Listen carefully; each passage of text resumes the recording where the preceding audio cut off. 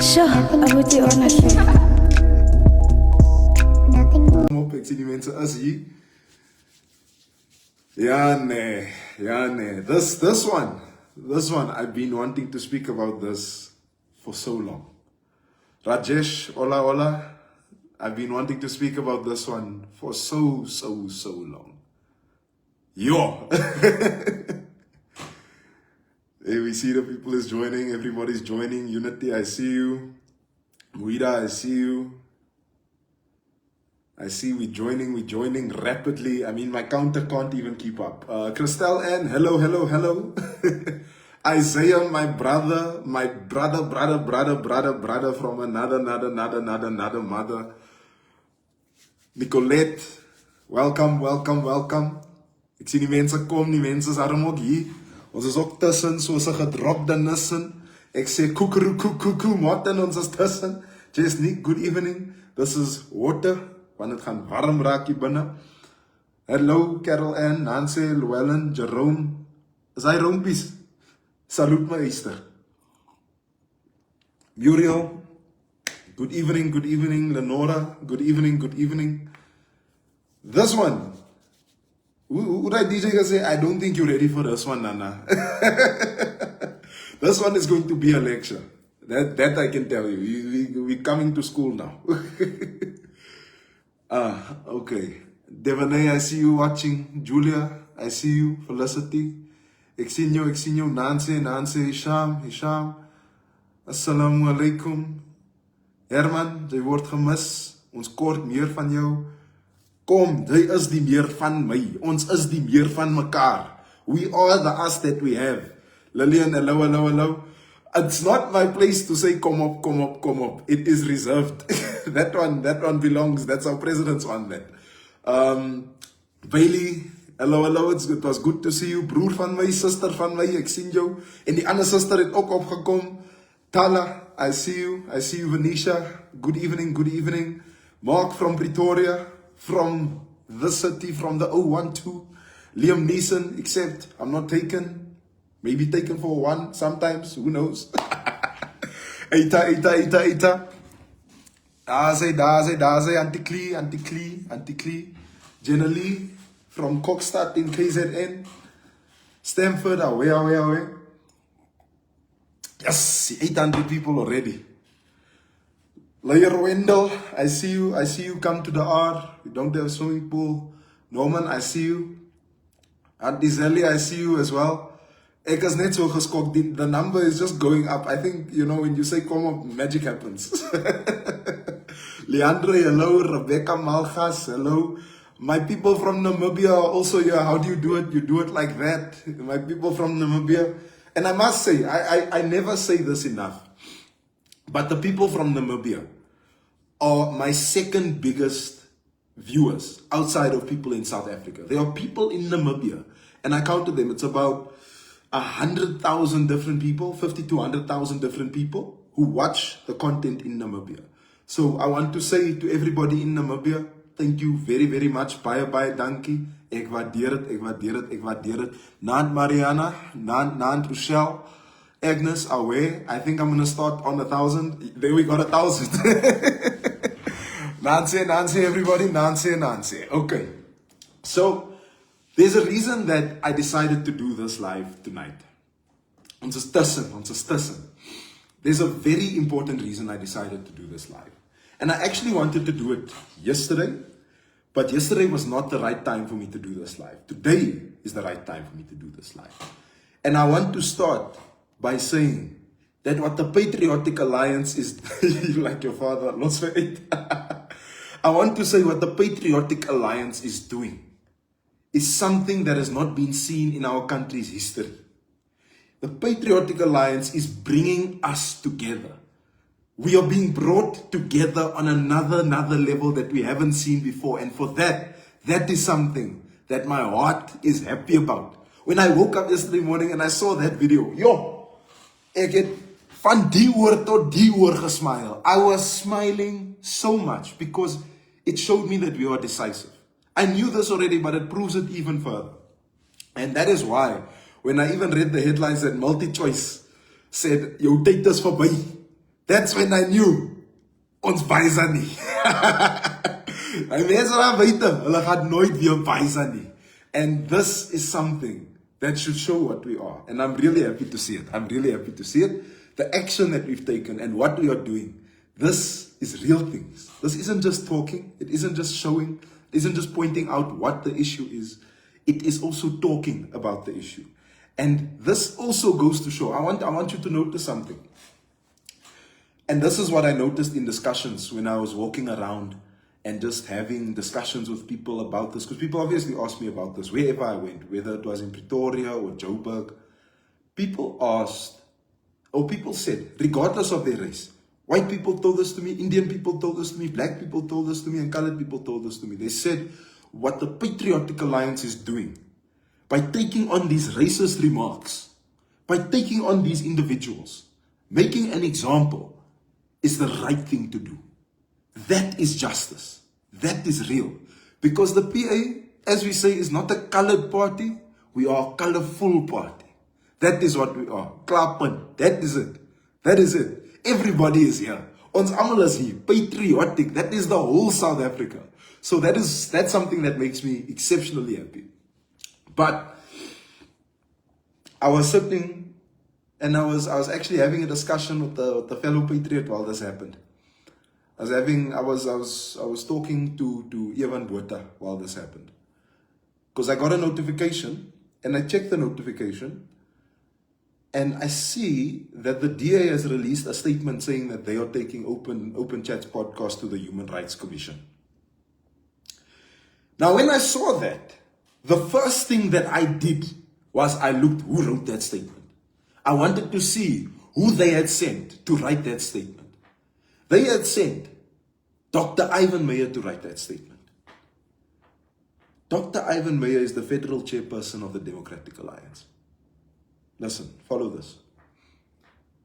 Now, in the Democratic Alliance's top structure, and I even have it open here in front of me, if you go and Google and you search DA, Our People, there's a heading that says National Leadership. On this page is 12 people. Of this 12 people, Dr. Ivan Meyer is here. His name is here. He's the one who wrote the statement. But of this 12 people where it says national leadership, the leadership nationally, are you ready for this? There's only one colored person on this page. And that is Dr. Ivan Meyer. The same person that they sent to write this. Think about that. Think about why.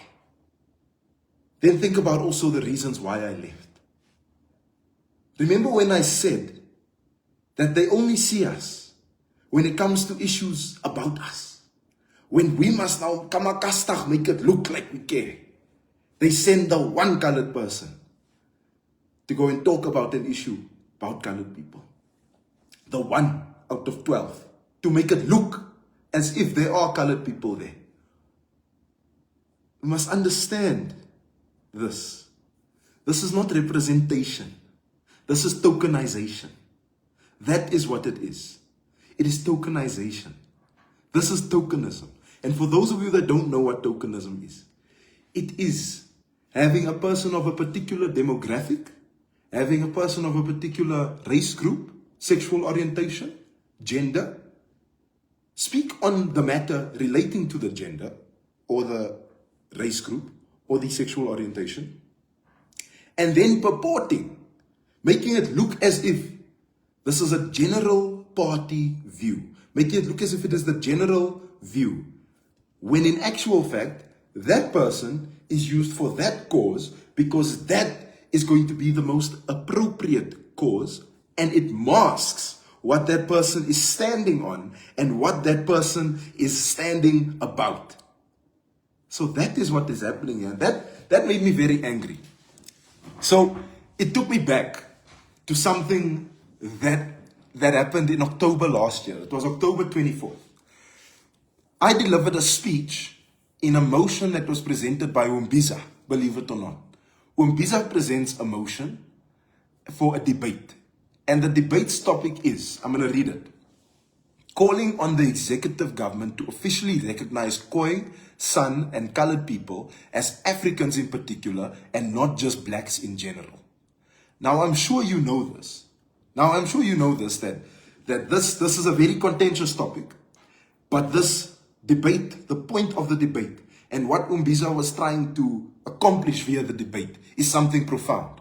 It is something that goes deeper than just the title of a debate.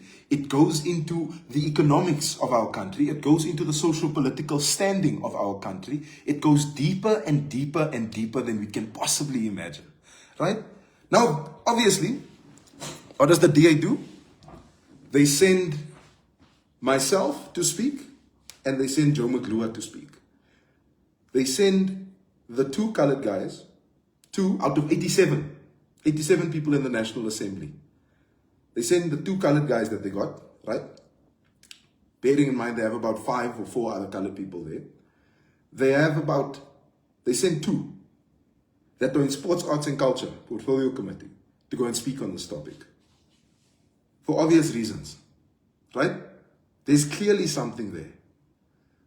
And I give the speech, and when I'm finished giving the speech, I'm going to read the comments in a second, just before we move on to what I want to get to here. When I'm done with the speech, I get a fair amount of hand claps. And remember, this wasn't in Parliament, it was virtual. But later that night, I get a message saying that my speech was something that could be considered as divisive because it features the name of Jan van Riebeeck. That my speech could cause division and target, quote, the base of the DA by mentioning Jan van Riebeeck. Now I want to ask all of you that are watching here. If I say the name Jan van Riebeeck in a negative light, are you offended? Is that an offensive thing to say? I'm reading.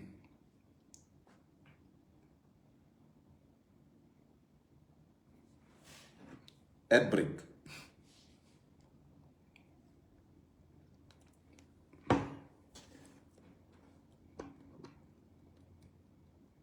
I'm asking, is it an offensive thing to say Jan van Riebeeck's name in a negative light?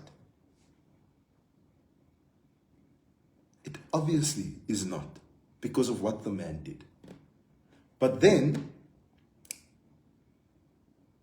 that is what is said to me. That there is what is said, that it is a divisive speech, that it could be considered as divisive. And there I'm seeing, we agree. It's not offensive to say Jan van Riebeeck's name in a negative light. Everybody knows what the guy did. Everybody knows what the intention was, right? Jan van Riebeeck. Now must you find pain? No, because you know what the guy did, right? I don't think there's Belgian people that would be offended by hearing the name King Leopold. I don't think so. I do not think so. That is a man who cut off the hands of Congolese people. That is a man who cut off the hands, the knees. He cut off the legs. He cut off fingers. He cut off ears. I don't think that there's a Belgian person who disagrees with the fact that that man was a ruthless colonizer. So in the same vein, how can you say that mentioning the name Jan van Riebeeck is divisive? And mentioning it in a negative light is divisive. What does that actually say? If you are saying the name Jan van Riebeeck in a negative light is divisive, what does that say about you on the inside? What does that say about what you consider your base to be? What does that say? Do you consider then that your base is something that sees Jan van Riebeeck in a positive light? Is that what they are actually saying? Because when you hear something, you must ask what is said behind that something and what is implied behind that something, right? So that there should tell you, okay, but why are we defending Jan van Riebeeck here? Why is it divisive to mention what Jan van Riebeeck did? So what I'm going to do tonight is, This is the speech that nobody's heard of. That's what I call it, because I've never uploaded it. I've only uploaded quotes of it. I've never ever mentioned the speech on Facebook in its entirety. Mentioned that it was going to happen, but never mentioned the speech. So this is a deep speech to me. When it happened, I got videos of people crying because of the speech. Because this speech is one of the first of its kind. And before I carry on, I want to say a special thank you to Mbiza, to Ashley Souls, Ashley Koike, the first Souls, for bringing this motion. Because this one here is a special one. So what I'm going to do is, I'm going to read this speech. I'm going to read it in its entirety. Then what I'm going to do is, I'm going to go through it. I'm going to unpack it. That's why I said we're coming in for a lecture today. So what I meant here is that we're going to look at it and then we're going to unpack it, because I feel as though one of the things we need is not only to know what we are, but to understand where we come from, how we are positioned in this democratic society, what it is that our place is inside of this democratic society, who we are within it, so that we can explain why we stand for what we stand for, so that we can explain why it is that we believe in what we believe in, right? So, before I carry on, let me just say thank you to everybody that's here, all 1,600 of you that are watching live. I thank you for this. And without further ado, let's go. So I'm going to read through it, obviously not in entire speech tone, because imagine having to deliver this as a speech at 8:17 on a Thursday, right? So next time I go live, wear a suit. The message is not determined by what the messenger is wearing. You must hear the message, all right? So here we go. And the speech is very, very special to me. So bear with me. I'm going to read through it. It's going to take about 5-7 minutes to read through. Honorable Chairperson, today I give this speech on the shoulders of Khoi, San, and colored giants who laid down their lives for the freedoms we as Africans enjoy today. Ek is 'n kind van Kimberley en 'n klein kind van Graaf Renet, en ek weet vir 'n feit dat daar talle kleerlingkinders is wat nes ekke hulle eie identiteite bevraagteken. Agbare voorsitter, hierdie debat weerspieël wie ek werklik is. Dit gee dus vir my die kans om hierdie injustice reg te stel. Today, we are participating in a debate that seeks to play its part in answering the national question. Today, we answer the question as to how a subject who was once a victim of colonial oppression positions themselves in a post-colonial society. Today, we finally provide Khoi, San, and colored people with a history-making debate that acknowledges our struggles, our heritage, and our existence. Honorable Chairperson, as Haile Selassie put it, until the philosophy which holds one race superior and another inferior is finally and permanently discredited and abandoned, until the color of a man's skin is of no more significance than the color of his eyes, until basic human rights are guaranteed to all without regard to race, the African continent will not know peace. Through this definition, we can see how the plight of what makes somebody black is shared struggles, shared suffering, and shared aspirations. So when Jan van Riebeeck came to the Cape, he did not come for love and fresh air. He came to conquer and brutalize the Khoi and San people first. Jan van Riebeeck did not see a group of conformists and non-conformists. Heartlessly in his journals, he called us all, the Khoi, barbarians. With this notion in his heart, he built picket fences around rivers and imprisoned the R word and murdered my people in the name of business. In this case, a large human trafficking business. What follows is that his company, the VOC, starts shipping more of my ancestors from across the Indian Ocean against their will. His company packed them into ships like sardines and transported them to Cape Town, where they would be sold like items at a grocery shop. Honorable Chairperson, as I illustrate these examples, my hope is that it becomes clear to this House that Khoi, San, and colored people have shared struggles with our brothers and sisters. We too have suffered at the hands of colonial powers. We too have struggled and waged war against the colonial project. Our struggle in resisting the Dutch, the British, and the Portuguese was gruesome, bitter, and icy cold. It was far from any flow joke. Our battles and eventual victory against the apartheid regime have become a monument of something that is not recognized by this government. With our shared struggles, suffering, and aspirations to leave behind a better country than the one we were born into, it becomes undeniable that colored, Khoi, and San people are African, whether you like it or not. We are of this continent. But, Honorable Speaker, who qualifies as African?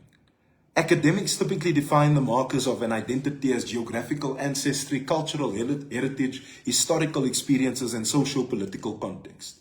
If this is the case, once more, Khoi, San, and colored people must be included as Africans in particular. It is impossible to dismiss the notion that colored people harbor Khoi and San DNA, and that Khoi and San DNA is undeniably an African DNA. Early mitochondrial DNA samples point toward Khoi and San people being inhabitants of Africa for thousands of years before colonialism, with DNA found in Ethiopia, Namibia, and South Africa agreeing that a shared DNA is found within human remains across the continent. Honorable members, if you want a signal geographically, we are also African. Culturally, it is no misconception that the experiences of Khoi, San, and colored people also originated in Africa. Rock paintings in the Blombos and Kango caves indicate the cultural practices of the First Nation, and they act as indisputable evidence of a culture native to this continent. With colored people, our classification became our culture, and our culture was founded in the depths of colonial oppression. Our culture is found in the way we talk, the way we walk, the food we eat, and the liveliness of our neighborhoods and the way that we are. This is also supported by our language, Afrikaans. A language born on the African continent that owes a significant amount of its creation to colored people. Honorable Speaker, with that being said, I must categorically state that our heroes deserve to be acknowledged and honored in this house too. Utsumato, known as Harry the Strandloper, doctored British sailors and traded at the Cape long before the Dutch came. It wasn't until Jan van Riebeeck that he was imprisoned. At the same time, he became the first person to escape Robben Island by boat. A Khoi man, for the crime that was his existence, for the crime of just being himself, for the crime of being colored, was murdered by Jan van Riebeeck. Sarah Baartman, a Khoi woman, was captured and made to perform at freak shows, merely for the way she looked. They mocked her as they do us today still. Her Center for Remembrance remains a disgrace, with money being stolen and her graveside's dignity being tarnished and disrespected. Abraham Eersel, a colored man who was beaten, bludgeoned, and lashed with whips alongside the road of Calvinia. It gets worse. This is hier. It gets worse. He was also shackled and dragged by horses for 8 kilometers, and then beaten one more time and shot dead by a commando of the Orange Free State. My auntie, Ma Joy Stewart, who nearly became the 5th member of the Craddock Four, a colored woman from Graafrenet who was sentenced to solitary confinement, a woman, solitary confinement by the apartheid government for fighting against that ruthless regime. Honorable Chairperson, I highlight these experiences because they are not isolated events. They are all part of a history that has been violently and deliberately silenced. Why is it that the struggle icons that are not colored Khoi or San have legacies and stories that are widely known and widely spread? Why is it we don't tell the truth to an entire nation? Why is it that only some memorials have dignity, while some are incomplete, vandalized, and broken? Why is it that we must constantly look at the reminders that say we are not seen, that nobody cares about our history other than us? Why is it that Sarah Baartman is still having her dignity viciously taken away from her 200 years later? Hoekom is dit dat Utsumato se geskiedenis nog steeds weggelaat is? Why is it that Abraham Eersel's history has been defaced as if it was also dragged across the tar? Hoekom beklei David Stierman nog steeds teen kolonialisme? Hoekom word ons nog steeds nie raak gesien nie as dit by werk en bevordering kom? Hoekom word ons dieselfde behandel as dit by geleenthede kom nie? These experiences are all experiences that sit within my DNA and the DNA of a great many present in this house today. A house that sits not more than 200 meters from a tree where my ancestors were auctioned for a penny as if their lives meant nothing. In 2024, we can no longer remain silent. We must make our voices thick in the name of our ancestors and those who are still living. It is not only about them, it is about the millions more that are still living in poverty and that are still living in isolation. We sing about our mothers and our fathers being kitchen girls and garden boys, but we don't acknowledge or tell the story of Kretoa, who is our Khoi mother, who worked in Jan van Riebeeck's kitchen. We don't tell the story of my own great-grandmother, Mam Pauline, who also worked in a kitchen. We don't tell the stories of our fathers who became bond servants on farms. Yes, honorable members, you heard me correctly. Khoi, San, and colored people served in bondage as slaves. We talk about the injustices of apartheid, but pretend as if colored, Khoi, and San people suffered a different apartheid. Some argued that colored people had representation within the tricameral parliament. But let me put the record straight. The overwhelming majority of colored people disapproved of the tricameral system of parliament. We talk about land dispossession, but we ignore who was systemically murdered by guns and diseases such as pox brought by settlers to our shores. Ons maak asof ons fyn is, terwyl ons, die Khoi en San, sukkel vir 'n bestaansreg, terwyl ons bid dat dinge beter sal word. Honorable Chairperson, if anyone in this house refuses to acknowledge that Khoi, San, and colored people are also Africans in particular, may the history books remember them as being tone deaf to a struggle that is over 500 years old. I would go as far as to say that they are complicit in continuing the crimes of the past. Because if you are unable to see the 500-year-old struggle of my people, you will never be able to see me or my people. We cannot move forward if we do not answer the national question. We cannot wholeheartedly move toward non-racialism if the existence of Khoi, San, and colored people is not considered an African existence. Agbare voorsitter, as ons saam staan, staan ons sterk. As ons apart staan, staan ons swak. I thank you. That speech there, that speech was our speech. And I think that the reason that this speech here got me into trouble, that it got me backlash, that it got me internal backlash, that it got me people looking at me dirty, I think that this speech here is the reason. Because this is our speech. And they never wanted us. They don't want us at the table. Hulle het ons nooit by die tafel gesoekie. They never wanted us. They set us at the table. They give us a seat at the table. But when they give us a seat at the table, and I want every single colored person in the DA to hear me now when I say this, they pretend as if they give us a seat at the table. En as reg, that is true, they give you a seat at the table. Maar jou bord is leeg. Your plate has no food inside of it. Do you realize that? Every single time that you are overlooked, is want jy het nie geëet nie. Daar was nie kos op jou tafel nie.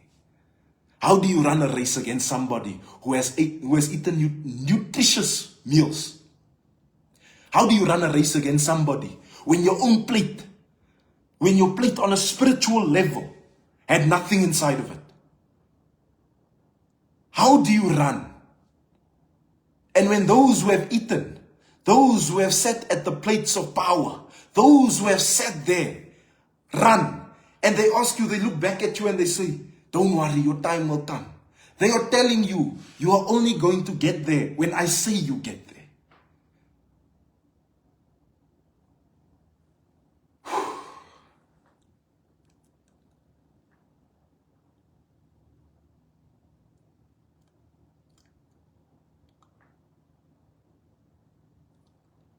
You know, the day that happened, the day I was told to tone down,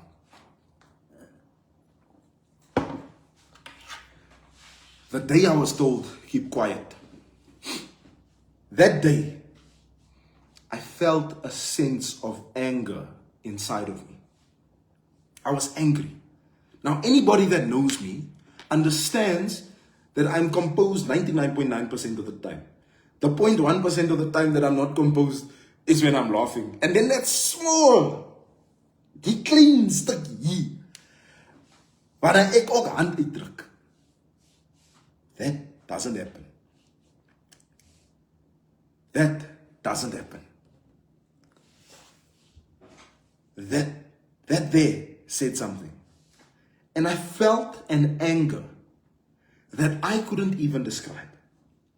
I felt an anger that was beyond the comprehension of words, that was beyond our understanding of what anger is. I did not know what it was. I had no idea what that anger was. And then I sat and I thought about it. And I said this to Mbiza. I said this to Mbiza. That wasn't my anger. It was their anger. That was hulle se kwaad. It was the same anger that my ancestors felt when their existence was being denied. So when somebody says that this is an immature reaction, what they are missing is that in this entire context, it is the denial of identity and expression. It is the denial of the self.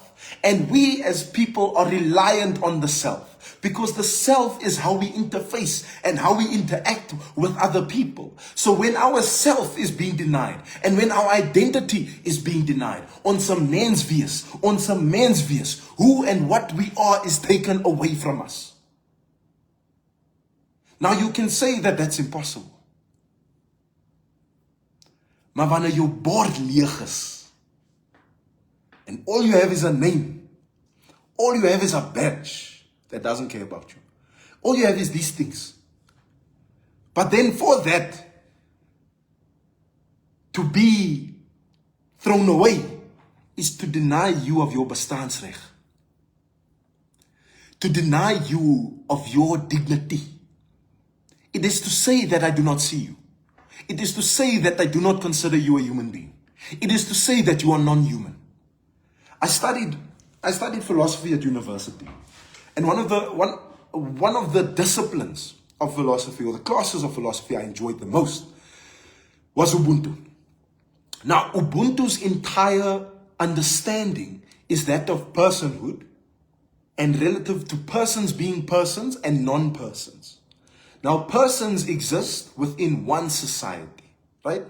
These are persons, and Ubuntu stretches past persons. It can go even to animals, it can go to trees, it can go to anything, right?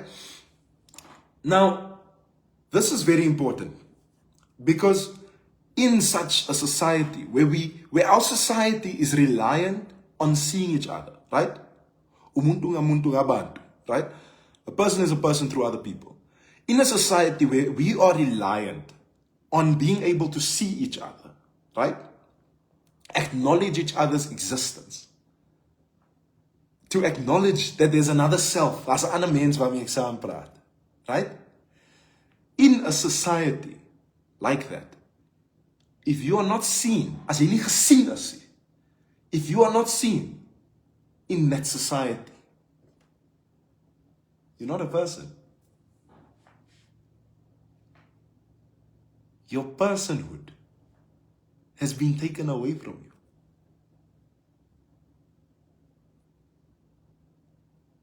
Your personhood has been stripped from you. So people have the ability to take your personhood away from you. So when the likes of Gayton McKenzie, and when the likes of Ashley Souls, and when the likes of all of my other brothers and sisters inside of this party, my powerful, my wonderful people inside of this party who have welcomed me with love, and who I love so much more, all of you in Mossel Bay, in Veldrift, in Kimberley, waar ook al jy is, in die Kaap, waar ook al jy is, when all of us say we only have us, regardless of what you look like, it is to say we see each other. Ons sal altyd mekaar sien. We will never, ever, ever drop each other. We will always, always, always see each other. Yo, that is humanity. That is why this party is South Africa's future. Want these men stom nie binne. There is humanity inside of this party. Ons sien mekaar in die party. We acknowledge each other in this party. We see each other. We are the future. So, what I'm going to do now is, ek gaan vir my 'n dik stuk water loop kry. En ek is baie dors, my keel is droog gepraat. Ek gaan vir my 'n dik stuk water kry, nee. Ek gaan hom wys. And then we're going to go through the speech. Nee. In the meantime, don't go anywhere. I'm going to be gone for like 20 seconds. Salute.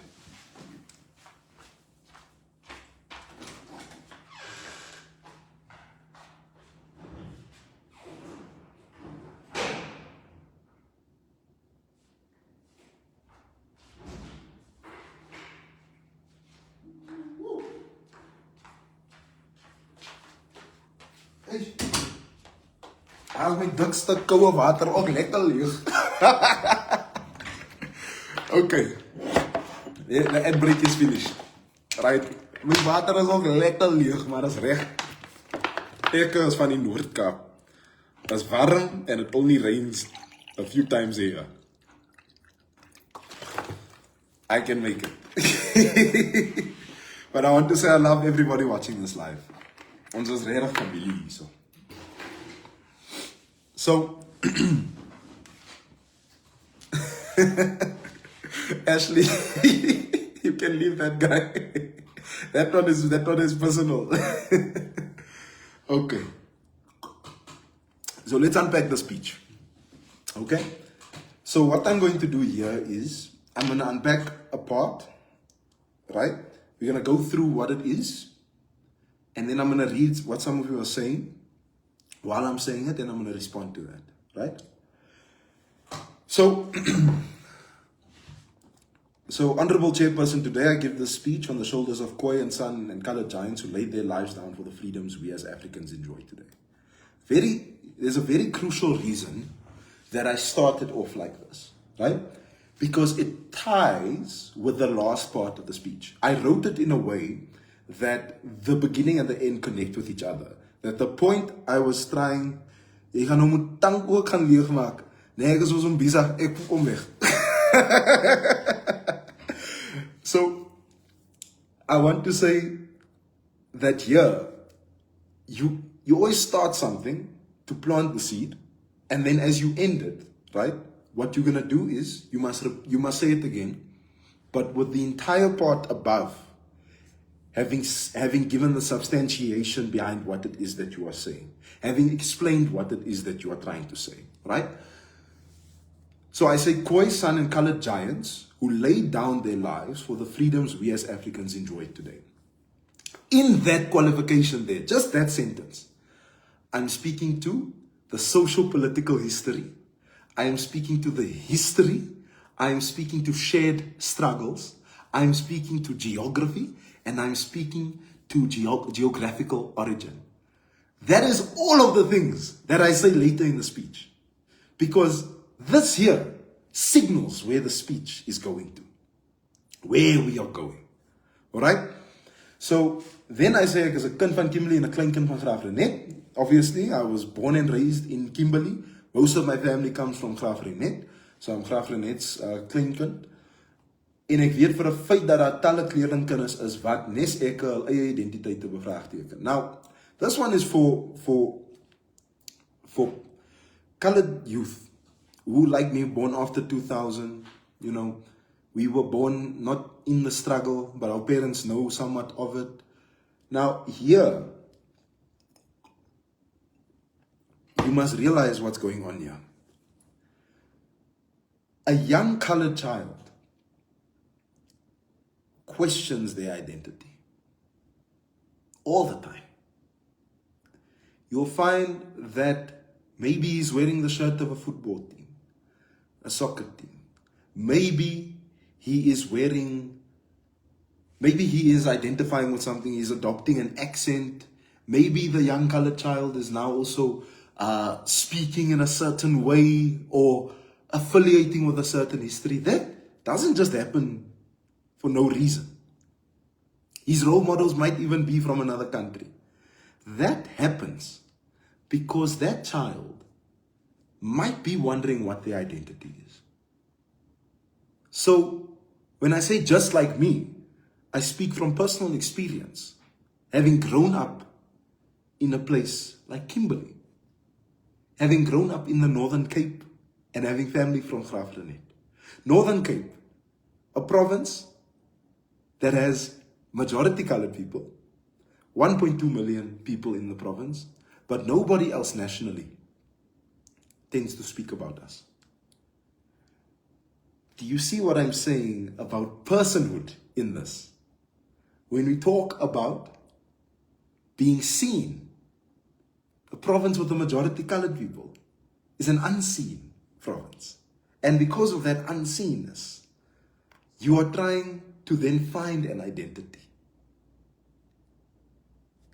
Do you understand what I'm saying on this? That you are trying to establish identity.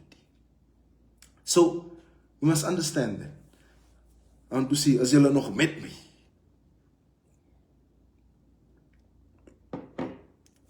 As julle nog met me? He adopted what we was taught. Yes, we don't have identity, but he's walking. I'm getting there.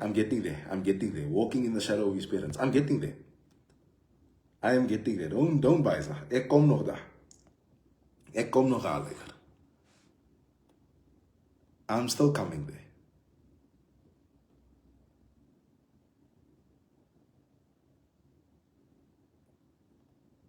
So I see some people saying we've gained political privileges. I will explain in a second. All right. So understand that there's now this question of identity. And as we walk through this, we are also walking through the maturation of an identity. We are also eventually getting to what it is that this identity is and how it is perceived and how it relates to other identities. Right? That is what we are trying to establish here. This story is a story about getting to what identity is. So then I said, agbare voorsitter, hierdie debat weerspieël wie ek werklik is. Dit gee dus vir my 'n kans om hierdie injustice reg te stel. So this debate reflects who I am, who and what I am. That's what I said, right?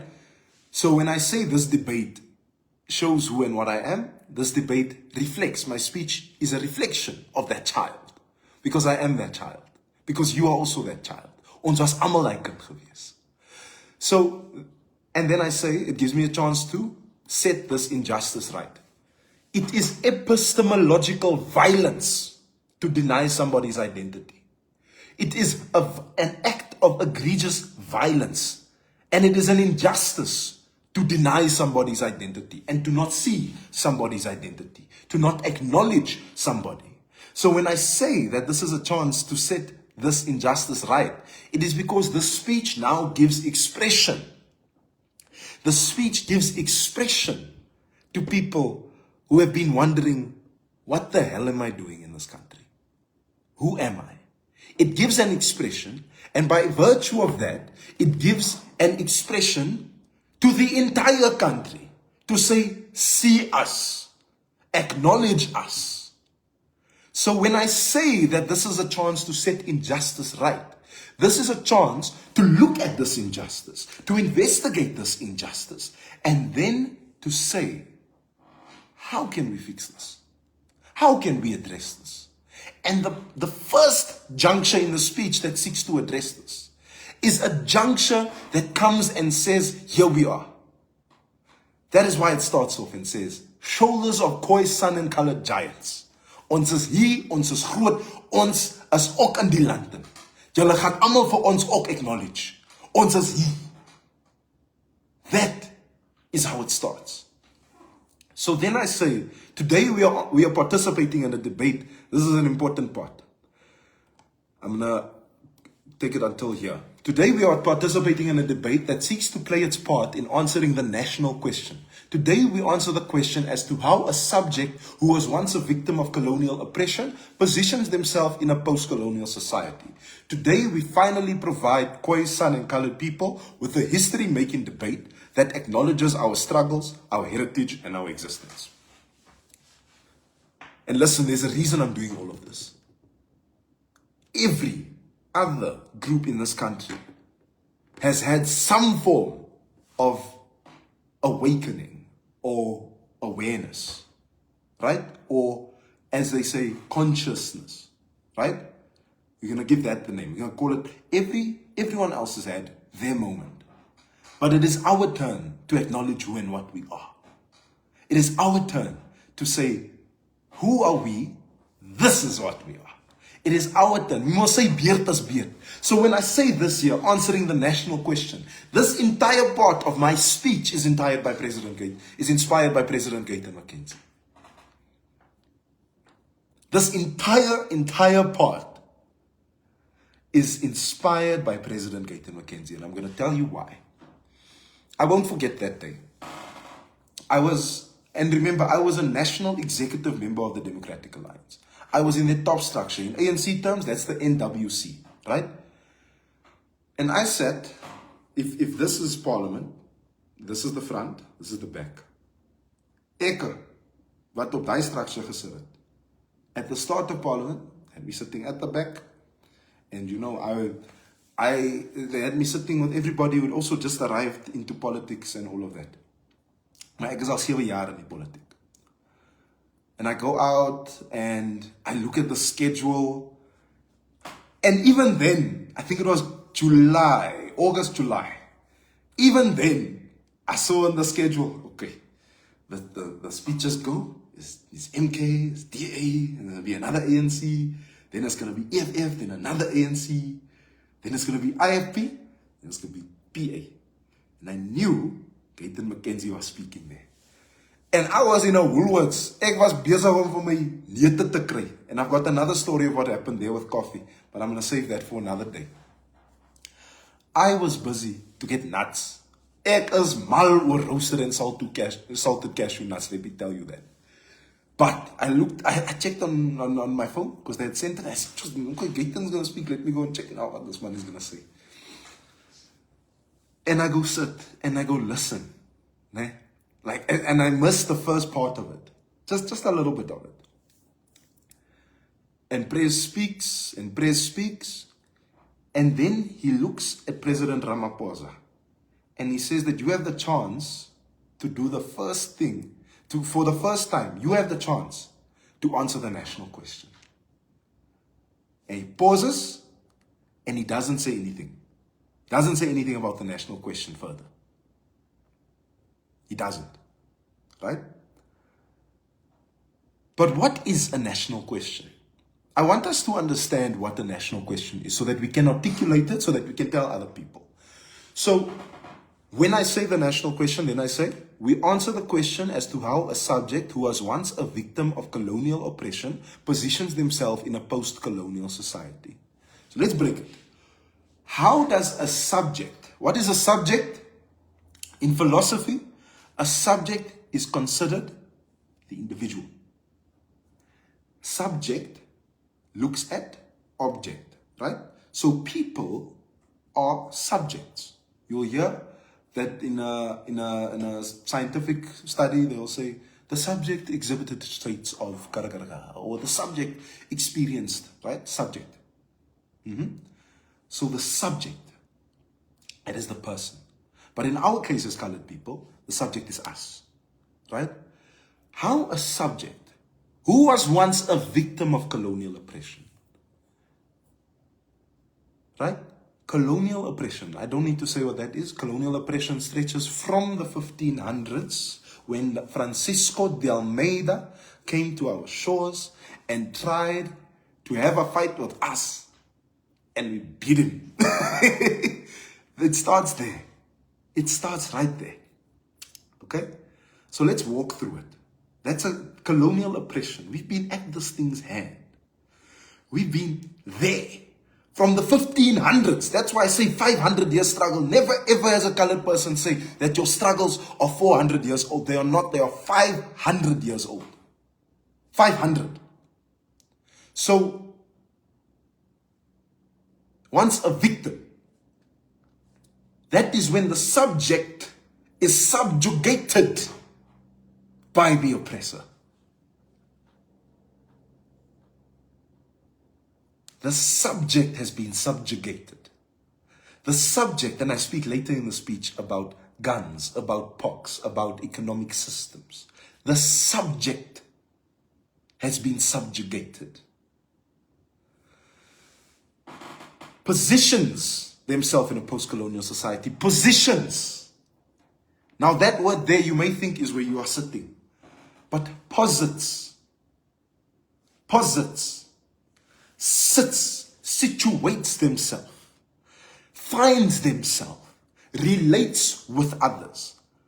Identifies within a post-colonial society. A society after colonization. A society after colonization. That is why it is called a national question. Nation-o question. Let me do it this way because you're looking this way. Yeah, no. Nation-o question. Nation. What is a nation? We know what a nation is. We think we know what a nation is, right? Nation is the democratic system, the state that we find ourselves in, and how our positioning within that state makes us a part of that nation. How we identify, how we are within the system, who and what we are relative to the system that we are within, who and what we are related, how it relates to where we find ourselves. So when I say that, I want you to think of, yes, you must know it's everywhere when I said so. When I say this, I want you to think about somebody you know. Think about, we'll end up being taken to court. Okay, I want you to sit and think about this. When I say an individual positioning themselves in a society, I want you to think about anybody. I want you to think about a young petty man within Soshanguve, particularly Jukuleng.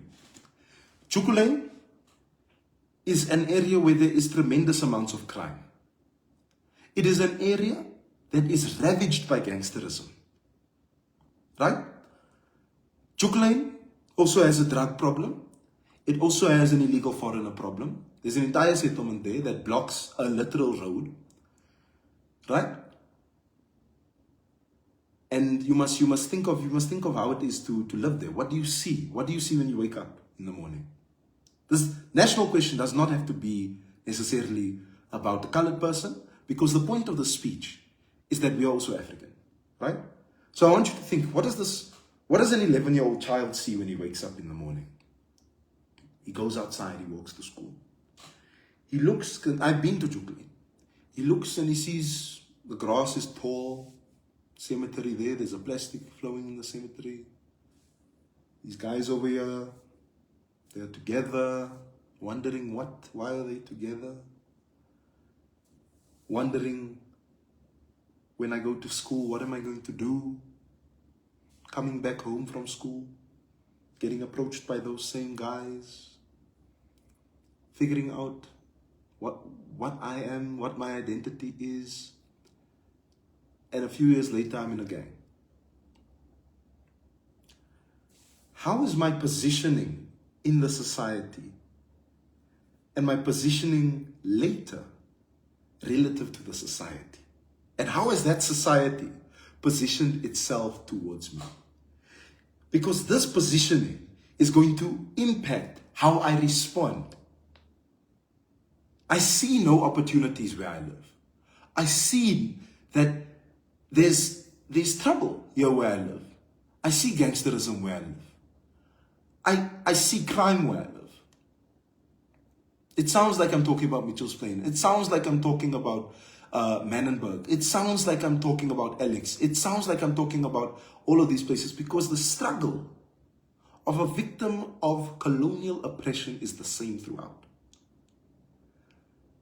So when I as a young man figure myself out in the society, I see that the society has crafted a living arrangement, an artificial living arrangement, where I do not have access to employment, where there is drug abuse within my immediate surroundings, where there is violence within my immediate surroundings, where there's gangsterism in my immediate surroundings.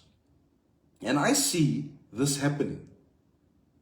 And now I must position myself relative to all of these things. Now, that there is an individual basis. But what is a society if not a collection of individuals? So when the experience of an individual finds itself as a shared experience among numerous people, among a lot of people, if many people see the same thing, share the same things, then that group of people needs to answer what is the national question unto them. What is this thing that we call a national question? So that is what the national question is. Right? I give the Haile Selassie quote about the philosophy which holds one race superior and another inferior. That there speaks to this cognitive dissonance. And cognitive dissonance is holding two thoughts that are contrasting within your head, two different thoughts in the same brain. Right? That's cognitive dissonance. It is like saying, it's like saying, I like Kaiser Chiefs, but I also like Orlando Pirates. I support both of them.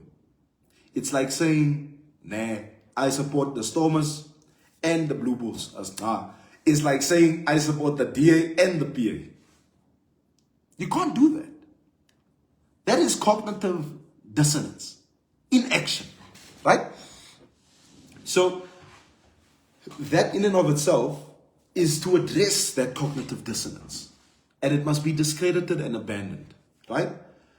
So the entire context of the speech is then to create non-racialism. That is what it is as well. And I say through the definition, right, we can see what makes a black person is shared struggles, shared suffering, shared aspirations. Shared struggles, you've experienced the same form of oppression, you've experienced the same violence done unto you, you've seen the same othering happen to you. Shared suffering, that is when you're not seen. Shared aspirations, that is the same hopes. Now this is where I say, the child in Jukulane and the child in Mitchell's Plain, they rhyme, by the way. Don't forget Siwelele. This is why that's not cognitive dissonance. We all know where we sit with Siwelele. So, what I'm saying here is that the child in Jukulane and the child that is in Mitchell's Plain, right? These two children have similar struggles. They have similar suffering. But at the same time, they are children who have the same hope. Does that not mean that they are the same?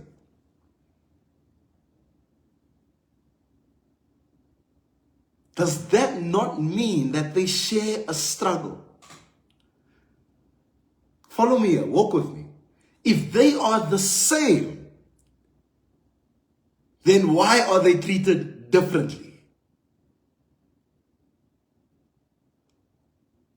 If these children are the same, then why is it that the government is not treating them the same when they grow up?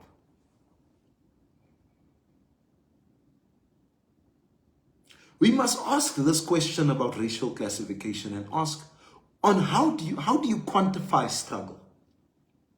How do you quantify oppression and the experience of oppression? It is only upon that quantification, and it is only upon understanding that we can then begin to understand how we relate. So then I say, so this here was in response because another member of parliament, before I had spoke, said that Jan van Riebeeck saw a group of conforming people and non-conforming people. What that means is he saw people that were like, oh, cool, we can work with the Dutch. And then he saw people that were like, no, they don't want to work with us. He saw a split, right? And that justified his actions. But then I say, when Jan van Riebeeck, and this was divisive, this was seen as divisive, right? I do not think this is divisive at all, right? So, when Jan van Riebeeck came to the Cape, he did not come for love and fresh air. He came to conquer and brutalize the Khoi and San people first. Jan van Riebeeck did not see a group of conformists and non-conformists. Heartlessly in his journals, he called us all the Khoi barbarians. With this notion in his heart, he built picket fences around rivers and imprisoned and R-word, of course, ek sal dit in Afrikaans sê, want Facebook sal dit nie optel nie, verkrag, and murdered my people in the name of business. In this case, a large human trafficking business. Now, here. Here's something here that I want us to sit on. Ek weet ons kan nie hele aansit met die ding, is reg. This here,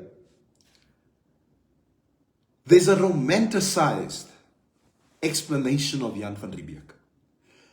That he came here to set up a trading outpost. Right? All good. All good. Right? All good. That's what they said. But past that romanticization, past that making it look like it was a good intention, is missing what was necessary to set up that outpost. Now, I say here that he called the Khoi barbarians. I say that to say, he literally did this, by the way. This is documented. He said that Khoi people are barbarians. Barbarians. And do you know why he said barbarians? Because even Jan van Riebeeck knew that he had to dehumanize. He had to dehumanize these people before he could actually do something to them. That man in Germany with the mustache did the same thing. He understood he had to dehumanize them before he could do something to them. Understand this. Then I say, Jan van Riebeeck built picket fences around rivers, imprisoned, verkracht, and murdered my people in the name of business. Why is this unique? Because before Jan van Riebeeck had come over, have you ever asked yourself why Ochemato, why Kratoa was able to speak Dutch, English, Portuguese, why they were able to speak these languages? The reason they spoke these languages is because before the Dutch came, the Khoi there had a relationship, like I say, he doctored British sailors. The Khoi in the Cape had a relationship where they said, this is our land, right? This here, this here. You found us here. Now, you have an option. You can go, or you can work with us in a way that's mutually beneficial. That we can benefit together. Because keep in mind, and this is in the lie of 1652, keep in mind that Khoi society is structured like this, right? It's not a pyramid. It is a circle that goes out. Because ons is saam in die ding. That's why we say we were saam, we together, all of that. Because that's how we see it, right?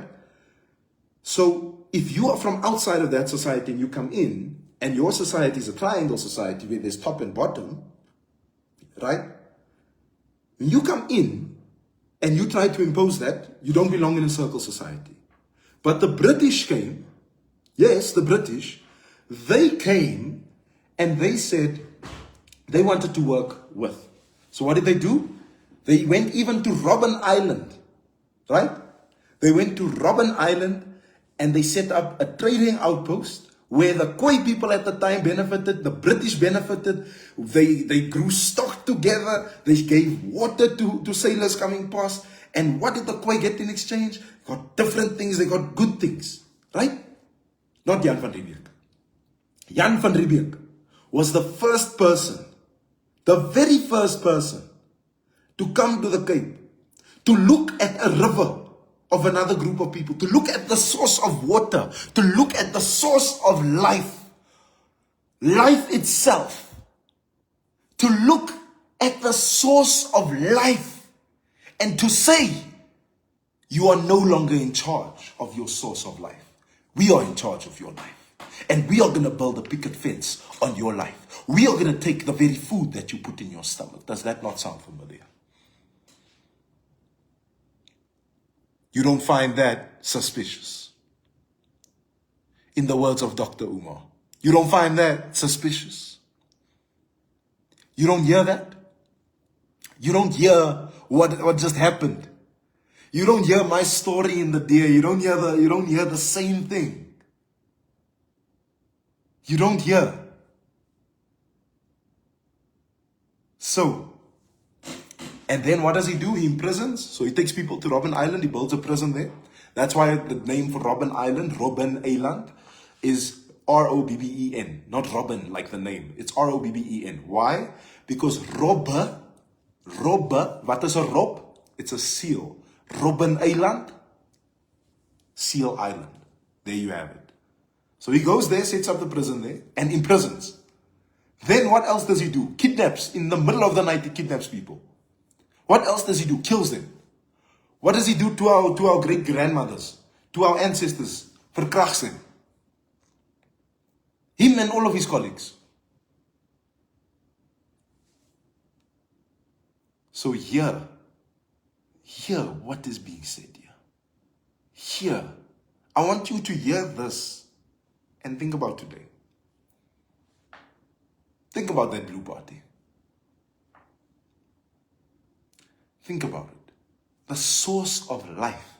Even while I'm speaking to you, I'm getting revelations about what it is I was saying here. So the source of life taken. And when the source of life is taken, that is no longer a human being. And when that is no longer a human being, that's why I said, Vernon, they doctored people. When you take away the source of life, you take away the human being. And when that is no longer a human being, you have dehumanized them. When you dehumanize them, they are non-humans, and therefore you can do whatever you want. That is the logic. And that is how it starts. And I say what follows is that his company, the VOC, starts shipping more of my ancestors across the Indian Ocean against their will. Right? We know this, what the VOC did, what his company did. Right? His company, and I just want to say, this same Jan van Riebeeck that I just spoke about, I wasn't allowed to mention because it's divisive. His company packed them into ships like sardines and transported them to Cape Town where they would be sold like items at a grocery shop. There's a reason I said grocery shop and sardines, because grocery shop and sardines speaks to the item at the grocery shop. Now, that there also speaks to dehumanization. If I can see another human being and I think that it's okay and viable to pack that human being into a ship, body to body, right? And the way they packed them, oh my goodness. Next to each other, like this, right? Like this. And not just next to each other, flat. And on top of each other. So many people, when transported by the VOC, get taken all the way across the Indian Ocean and come to South Africa. But not many of them make it. Why? Because while you are laying at the top, like this, without a proper bathroom, you can think most what's happening to the person at the bottom. The person at the bottom must take everything that is coming from the top. And I don't want to say what it is. S-H-I-T, right? All of that. I'm not going to say it on a live. I'm not swearing on a live. S-H-I-T. I'm going to use the proper English words. The defecation and the urination of another human being. They must take that. If you are sitting at the bottom, it lands on you. And you die because you got sick. So they packed us like that. And after packing us like that, they're bringing us here, they sell us. After selling us, we're still just animals on a farm. Okay, Honorable Chairperson, as I illustrate these examples, my hope is that it becomes clear that colored, Khoi and San people have shared struggles with our brothers and sisters. We also suffered at the hands of colonial powers. Think about Xhosa people. Think about Zulu people. Think about Basotho people. Think about Botswana people. Think about every group in this country. Every one of us. All of us that are African. All of us. We have all had to fight colonial power at some point. At some point, you had to fight. Somewhere, you had to fight.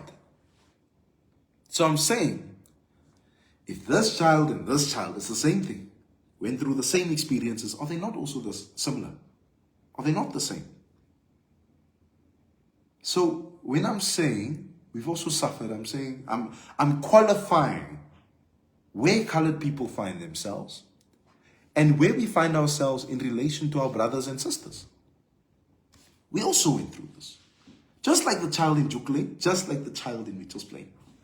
Then I say we too have struggled and waged war against the colonial project. Our struggle in resisting the Dutch, British and Portuguese was gruesome, bitter, icy and cold. Goes without saying. Our battles and eventual victory against the apartheid regime have become a monument of something that is not recognized by the government. Ask anybody in South Africa that's not in PE or that knows about this, what happened in the northern areas during apartheid. Why there's buildings that are burnt down. Don't know because it's not in a history book. Ask about Abraham Yusuf. Don't know because it's not in the history book. Ask about Sarah Bartman. Don't know. Not in the history book. Ask about Harry Distrand Loper's real name. Don't know. It's not in the history book. Who was Kritoa? Don't know. It's not in the history book. Are you seeing this?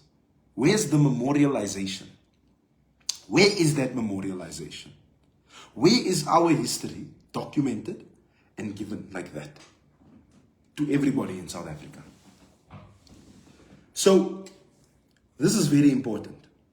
Then I say, with our shared struggles, suffering and aspirations to leave behind a better country than the one we're born into, it becomes undeniable that colored, Khoi and San people are African, whether you like it or not. Goes without saying, right? As I've qualified it. Same. Therefore, same. Why not treated same? That is what I'm saying. So, and you know what, I wish those guys from Open Chats podcast could listen to stuff like this, instead of listening to the nonsense that they speak of, or what informs it.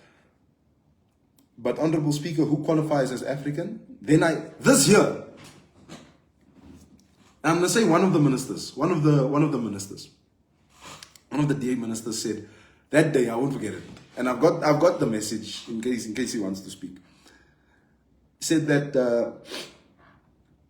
I enjoyed all of the speeches today, except for the part where a DA speaker uses DNA as a marker of identification. Something to that essence. Academics, not Darwinists, not eugenicists, academics define the markers of identity as geographical ancestry, cultural heritage, historical experiences, and social-political context. Right? Geographical ancestry, cultural heritage, historical experiences, and social-political context. Now, in the rest of the speech, what I do is then I qualify all four of these things. And qualify, same.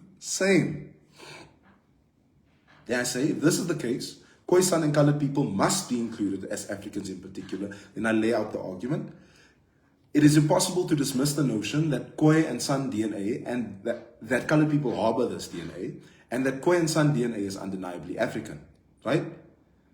Take DNA of any colored person. You will find Khoi or San DNA inside of it, right? Early mitochondrial DNA samples point toward Khoi and San people being inhabitants of Africa for thousands of years before colonialism, with DNA found in Ethiopia, Namibia, and South Africa, agreeing that a shared DNA is found within human remains across the continent. What am I saying here? You can literally draw a triangle between South Africa, Namibia, and Ethiopia, right? And in this triangle, you can find the movement of the same person group, right?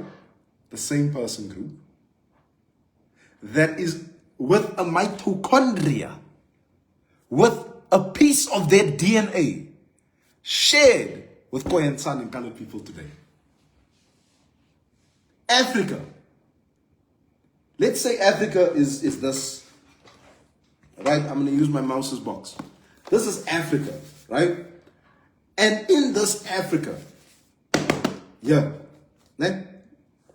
you can literally draw a triangle that shows the movement of one people group. And the DNA that was found within human remains that are thousands of years old. The DNA that is found in that DNA, that is found in our DNA, is the same DNA. So when we say no DNA, just RSA, we mean it. Ons as kinders van die soil. This is also ours, this. We are all here.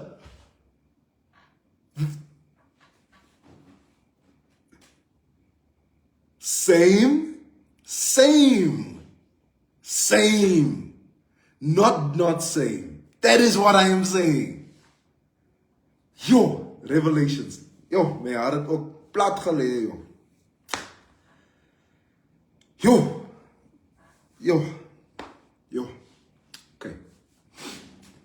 And this one is exposing the airline. Let me pop up. Okay. I say if you want to signal geographically, we are African.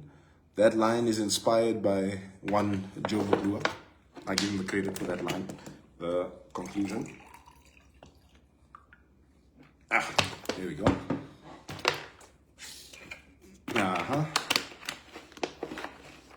Okay.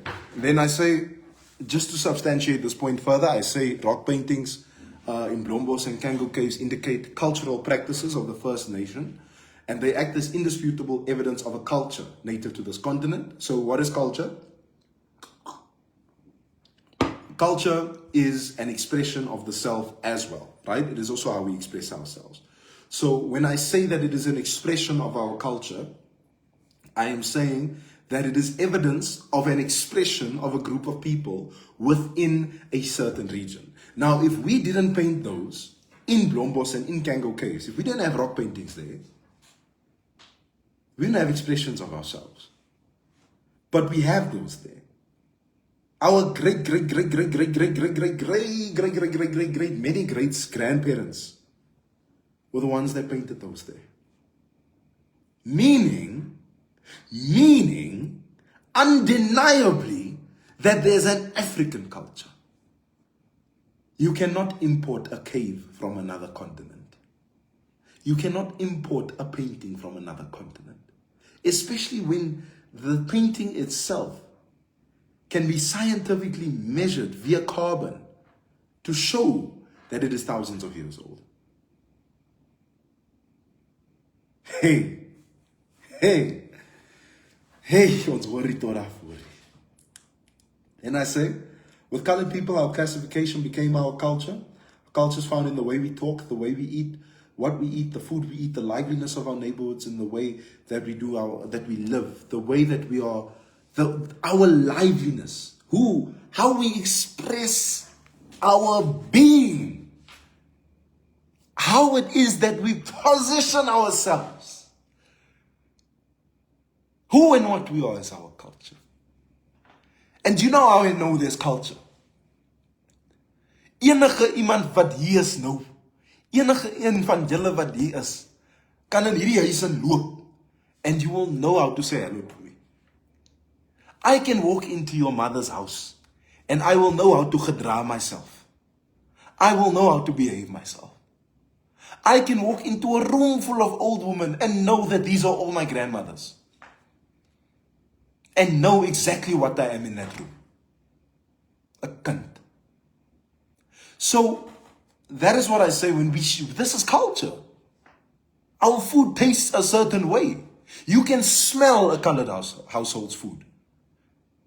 I will never forget when I was in PE with the by-election, that I could literally smell the inside of a house and be like, ja, nee, it's onze kostai. You can hear it in the neighborhoods, the liveliness of a colored neighborhood. Go to a by-election and listen what happens when we hoot the car. The car's on. As I hoot beep beep, You just hear yes. Because you know, this is us. This is us. This is who we are.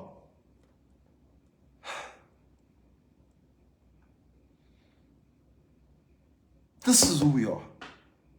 We have an identity. We may have struggled to find it. We may have struggled to figure it out. But believe you me, we have an identity. When they gave us nothing to form an identity of, we made an identity. We found ourselves from our history, from our ancestors, from what we've learned from them. So then I say it's supported by our language, Afrikaans, a language born on the African continent that owes a significant amount of its creation to colored people. This is a fact. It is colored people who engaged in the documentation of Afrikaans, who wrote down the first Afrikaans, who spoke it. It was known as a kitchen language. It was seen as a lower form of Dutch. It's ours. We did that. That's ours. We did that. But I like to say that Afrikaans belongs to all those who speak it. Because when you speak this language, right? And this is where I have a little contestation, because you have Afrikaans, you have Afrikaans, but I clump it together because it has many different of the same, right? But when you speak this language to somebody else, you can see that person.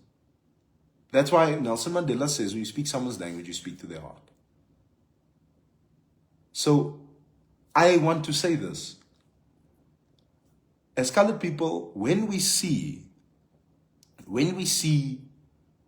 white people, when we see black people speaking Afrikaans, I want to encourage you to say, I want to encourage you to smile when that happens and engage. Knowing what you know,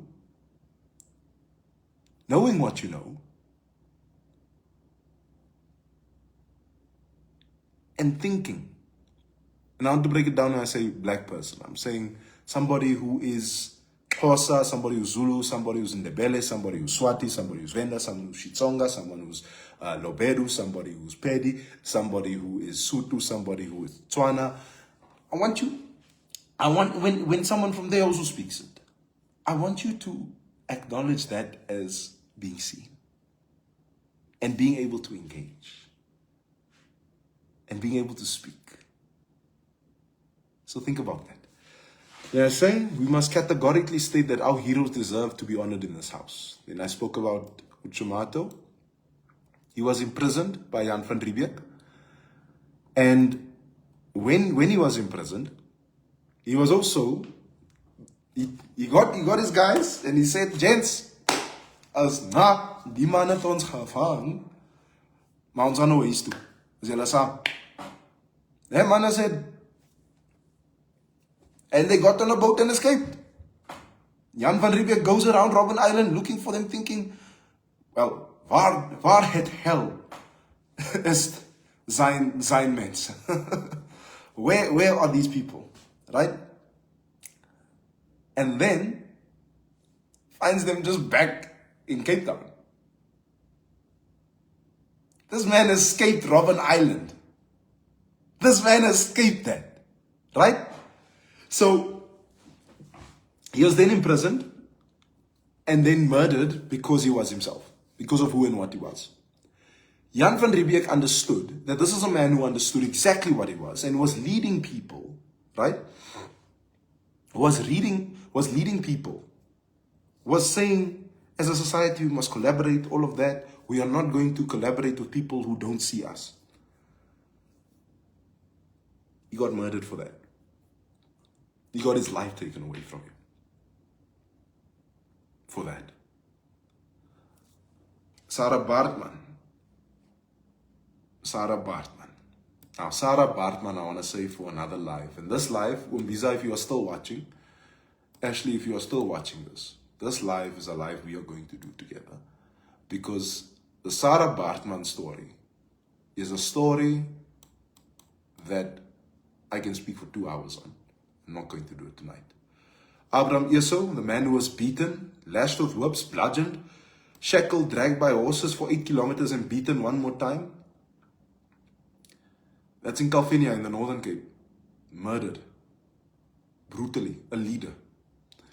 My auntie, my Joy Stewart, and she was on this live, she commented just now. Sentenced to solitary confinement. Nearly became one of the Craddock Four. But didn't. Because the message came a bit too late. She was headed there. The message for her to go there was a bit too late. Marjorie, if you're watching this, I love you very much. Very, very much. And I highlight these experiences and then I ask questions. Why is it that struggle icons that are not colored Khoi or San have their legacies and stories widely known and widely spread? I've spoken about that. Why is it that we don't tell the truth to our entire nation? This is the truth. Why is it that some memorials have dignity while others are incomplete, vandalized, or broken? Why is it that we must constantly look at reminders that we are not seen? And I want to come to those memorials, and this is another reason why I say and agree that Gayton McKenzie is a colored hero and my leader. Why is it we must constantly look at reminders that we are not seen? That nobody cares about our history other than us? And I think the chat is a very staunch example of this. Why is it that Sarah Bartman is still having her dignity viciously taken away from her 200 years later? Her center is incomplete. And when we went to the center, I want to tell you what happened when we went there. I'm going to get caught into the story, but we went there and her site had been desecrated, hurt, the dignity robbed, rocks removed, sacred rocks removed.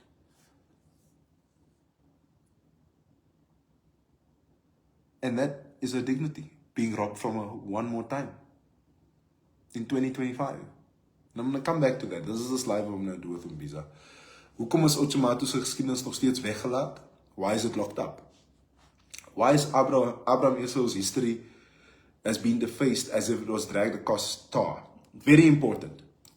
Abraham Esau's monument. Abraham Esau's monument in Calvinia. Look, kyk for yourself. Go and look for yourself. That man's monument in Calvinia. Again, I thank Joe McGlua for pointing this out for me. That man's monument is rusted, defaced, horrible. It is desecrated. As if it was, his monument literally looks like him. It was taken as if it was taken and scratched across tar for 8 kilometers. That there, in 2025. Why is David Stuurman still fighting colonialism? Why? Because some people still type in Port Elizabeth International Airport and not Chief David Stuurman International Airport. Hoekom word ons nog steeds hier raak gesien nie as dit by werk en bevordering kom? Hoekom word ons nie dieselfde behandel as dit by geleenthede kom nie? Think about what happens when EPWP happens. Think about what happens when our children, when our people are not seen here. Think about what happens when it comes to who's getting the jobs. Where are they getting these jobs? Think about it. I will publish this speech. These experiences are encoded in my DNA and the DNA of a great many in those houses today. A house that sits no more than 200 meters from a tree where my ancestors were auctioned for a penny as if their lives meant nothing. Outside of Parliament, I want you to see this. Can't remember the road's name, but Parliament Street goes like this. If you turn right by the McDonald's, you will see there's a memorial type thing. That memorial is an auction block. There used to be a tree there. Right outside of Parliament, the legislative hub of the country, there was a tree where our ancestors were sold. So that made me think, how come the places where we were robbed of our dignity, the places where we were sold, the places where we were told we were inhumane, The places where inhumane actions have happened to us. Why is it that in these places, they are remembered, but our icons are not remembered? It is because we are not seen. I'm getting to my conclusion on this. In 2024, we can no longer remain silent. We must make our voices thick in the name of our ancestors and those who are still living. Because it is not only about the dead, it is about the living. Because if we do not make our voices thick, if we do not make our voices heard, if we do not say, we also have a place here, if we do not say, ons baizani, if we do not say that we are standing cement fast, then we are failing the present.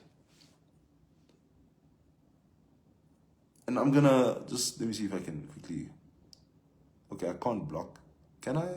Yeah, I'm banning this individual who is saying that we are products of the R word, because I don't want to entertain that. Banned, okay? Gone. Gone. Dis onze tafel die. En ek gooi jou uit as jy nie wil luister nie. And if you don't want to be respectful. As I was saying. And I'm saying we can no longer remain silent. It is about the millions more living in poverty and living in isolation.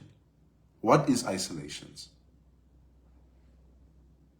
Isolation is the DA saying, where the DA governs, the DA governs best. The best example. I used to believe this nonsense. The best place you govern in the country is the city of Cape Town. The city of Cape Town. Everybody goes there for holiday. It must be the best place. What about the Cape Town behind the mountain? What about Cape Town behind the mountain? What about Cape Town behind the mountain? Now, this is why I say isolation. Because it's isolation from service delivery. It is isolation from that we need to make a decent living. It is isolation. It is being thrown one side. As gesê, daar is julle se plek daar. Wat soek jy hierso by ons plekke? Ja, jy kan vir ons die geld gee wat jy kry. Jy kan vir ons jou geld gee by ons plekke. Ja, maar jy kan nie hier bly nie. Hoekom? Jy kan dit nie bekostig nie. Ons gaan vir julle huise bou. We are going to build you big houses. We are going to give you places to stay. Just not in our areas. Okay? We're going to build you places to stay. We're going to give you a place to stay. But we're going to keep you isolated. At arm's length. We're going to build you a house. Not in Constantia. Not on our farms where our horses have more space than you. We are going to build houses for you in Hanover Park. And we say it with a smile. Wat de pa? Huh? How do you hear this and think that is a party that cares about you? We're building you houses in your areas. Can't I have a house in your area? No, you need to buy the house in my area. But I don't have generational wealth to buy the house. But for you, I'm going to sell the house to all these Russians. Sorry for you. I'm just going to forget about you. But I need services here. Yeah, we are investing services with companies that don't come from your places at all.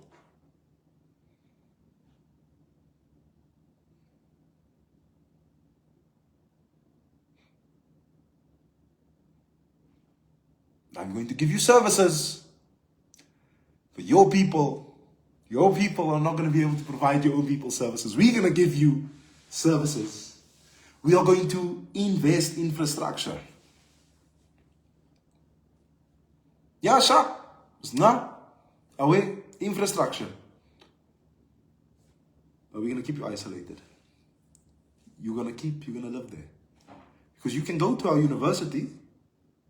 You can go to our university in our area, but when you go home, you got to go back to all of your issues at home. You're not going to bring your issues here. That is what they've been saying to us. When you go home, you can come and study at our university. Study at our university, where we don't hear the sounds of guns, where murder isn't a common feat. Come to our university. But when you go home and you are trying to study, enjoy trying to study when you hear. Enjoy trying to study when you read on a WhatsApp group about how your uncle has just died. Then maybe, just maybe, you could buy a house. Not even buy a house, maybe, just maybe you get a job that is good enough. Jy kry 'n werk wat goed genoeg is om hulle se huise te kan bekostig.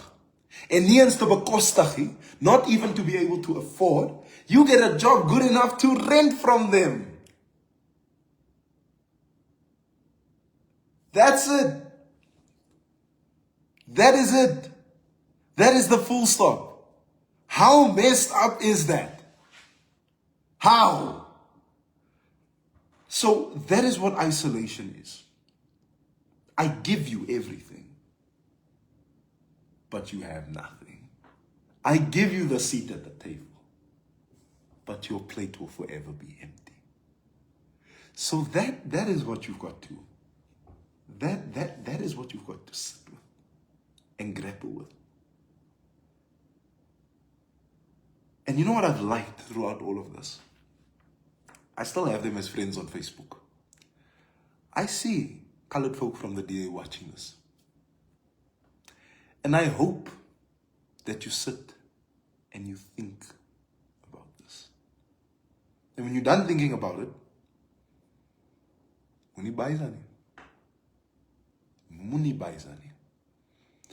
as I was saying, we sing about mothers and fathers being kitchen girls and garden boys, but we don't acknowledge or tell the story of Kritoa, our grandmother who worked in, our Khoi mother who worked in Van Riebeek's kitchen, my great-grandmother Mampolini who also worked in a kitchen. We don't tell the stories of our fathers who became bond servants on farms.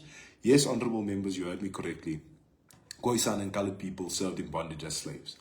Now, that there is a direct reference to singing the song, so I'm sure you've heard Ayaba, Ayaba, Ayaba, and then somebody will sing, my mother was a kitchen girl, da-na-na-na, my father was a garden boy, and then the song goes on and says, that's why I'm a communist, right? That's like, some people end it like that, some people just keep singing Ayaba, but we sing the song to pretend, not to pretend, but we sing the song not acknowledging that colored people had the same. My literal great-grandmother worked in a boss's kitchen. Worked inside of a boss's kitchen. Had to answer somebody, ja baas, nee baas. My great-grandmother, and just like many of yours watching here, my great-grandmother cannot have come out of that kitchen, raised my grandmother, my beautiful, beautiful grandmother.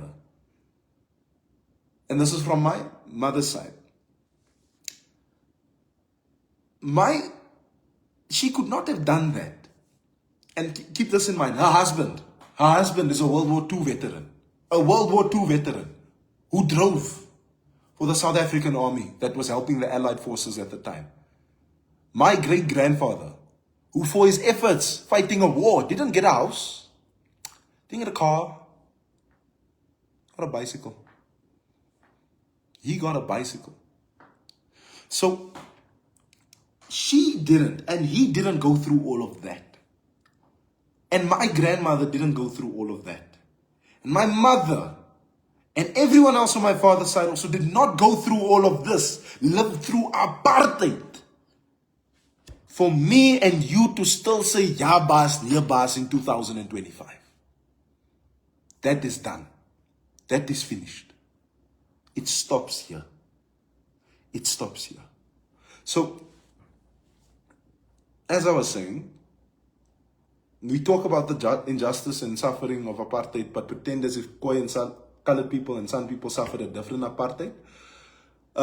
Then I speak about the tricameral parliament, the voting turnout, and I want to explain to you this. The voter turnout in the tricameral elections, 12%, 13, 12%. Meaning 87 to 88% of colored people looked at that elections and threw middle fingers up and went to protest against the government. Meaning that only 12% of people, 12% said, yeah, we want some power. Just the 12%. So many times you'll hear people say that, yeah, but you had representation in apartheid. No, we didn't. It did nothing for us. We did not support it. Most colored people did not support it. So never ever say that colored people had representation in apartheid, because we did not. We did not. We talk about land dispossession, right? The EFF will often say land. But we're forgetting how guns and pox, disease, that our bodies were not acclimatized to, kill us.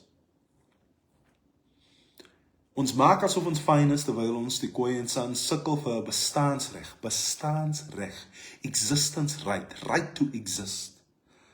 Terwyl ons bid dat dinge beter sal word, while we pray. Now that line there is important, because my people are a hopeful people, and we must never, ever, ever lose that. Honorable Chairperson, if anyone in this house refuses to acknowledge Khoi and San people and colored people are also Africans in particular, may the history books remember them as being tone deaf to a struggle that is over 500 years old. Over 500, so I got you 1488. I would go as far as to say they are complicit in continuing the crimes of the past. Why? Because it's an epistemic injustice. Okay? So let me say why this is violent and complicity. You are complicit because you are allowing it and you are perpetuating it. If you allow it and you perpetuate it, what are you doing? You are continuing. And therefore, if you don't see colored people, you don't see Khoi people, you don't see San people, as Africans in particular, you don't see us at all, you are continuing the trauma that we've experienced. You are not seeing us and you are denying us existence. So, you are complicit. And I said, if you are unable to see the 500-year-old struggle of my people, you'll never be able to see me or my people. We've spoken about being seen.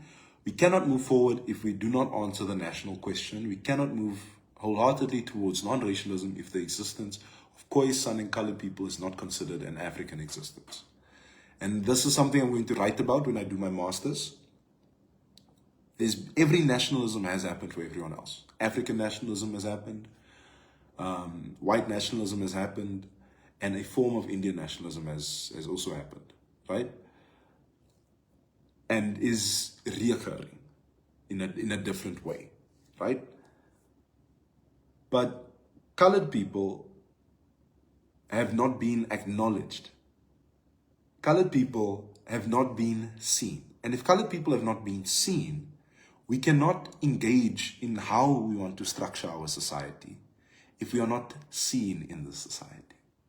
Then I say, as ons saam staan, staan ons sterk. As ons apart staan, staan ons swak. And what I'm saying there is, if we stand apart, we stand weak. If we stand together, we stand strong. And that is why I'm saying, ek is by die huis. Because I would never have been able to do this live stream any other way. I want to say thank you for everybody who's watched this. I want to say thank you for everybody who's engaged with this. And I want to say thank you for all of the love from this. This won't be the last of its kind. I really want to do more of this.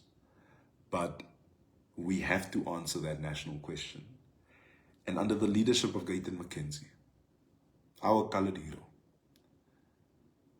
we are going to be able to answer that question very, very soon. In fact, the pens are starting to get ink inside of them. All of you, I want to say, salute, Spaizani, baie lief vir julle almal. Salute. Nothing. Sure, I would do ownership.